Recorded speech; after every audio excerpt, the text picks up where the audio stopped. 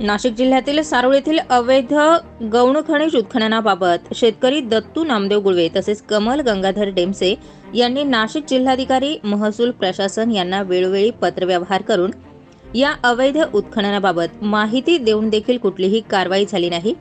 Gajanan stone crusher संचालकांवर कारवाई करण्यात यावी यासाठी दत्तू गुळवे तसेच कमल ढेमसे यांनी महसूल मंत्री, मुख्यमंत्री तथा संबंधित प्रशासनाशी पत्र व्यवहार करून आझाद मैदान येथे उपोषणाला सुरुवात केली आहे। याबाबतची अधिक माहिती दत्तू गुळवे यांनी दिली आहे। मी पुढे येऊ थोडा।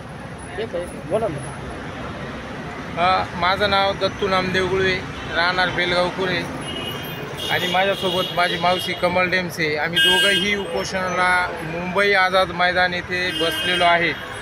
विषय सारोळ तालुका जिल्हा नाशिक येथील गजानन नवले यांचा खानपट्टा गेल्या काही वर्षापासून बेकायदेशीर उत्खनन चालू आहे। पाठपुरावा सातत्याने गौण खनिज विभागाकडे केला, पण गौण खनिज कसलाही प्रतिसाद देत नाही। सातत्याने उडवाउडवीचे उत्तरं मिळत आहेत।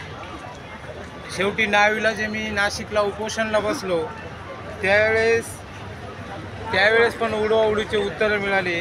सदर भ्रष्टाचाराचे माझ्याकडे सबळ पुरावे। मी मंत्रालयासमोर आहे, माझं तिसरं उपोषण आहे। जिल्हाधिकारी, तहसीलदार साहेब, अप्पर जिल्हाधिकारी साहेब, आयुक्त साहेब यांच्याकडे मी सातत्याने पाठपुरावा करून कसलाही प्रतिसाद मिळत नाही। त्यामुळे मी आता आझाद मैदान मुंबई येथे उपोषण करते आणि बेकायदेशीर उत्खनन हे 2.71 हेक्टर जास्त आढळून आलं तरी शासकीय अधिकारी गप्प आहे। आणि पुढील उपोषण मी एवढ्यासाठी दिल्लीला करणार आहे। आज मला जर न्याय मिळाला तर ठीक, नाही मिळाला तर मी बेकायदेशीर उत्खनन जोपर्यंत त्याच्यावर भ्रष्टाचार कारवाई होत नाही तोपर्यंत मी उठणार नाही। अधिकाऱ्यांचं असं झालं आहे, एकमेकास सहाय्य करू अवघे होऊ श्रीमंत।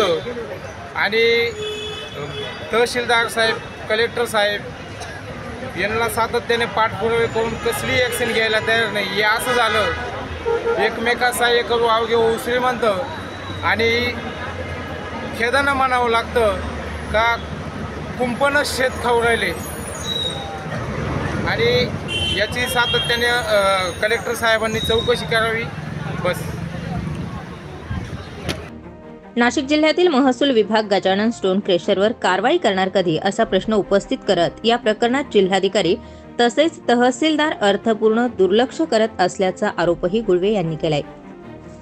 गजानन स्टोन क्रेशरने परवानगीपेक्षा अधिक उत्खनन करून सरकारची दिशाभूल करत महसूल बुडवला असून लवकरात लवकर कारवाई करण्यात यावी अशी मागणीही करण्यात आली। स्टार 24 फास्ट न्यूज साठी वृत्तसंकलन विभाग, नाशिक।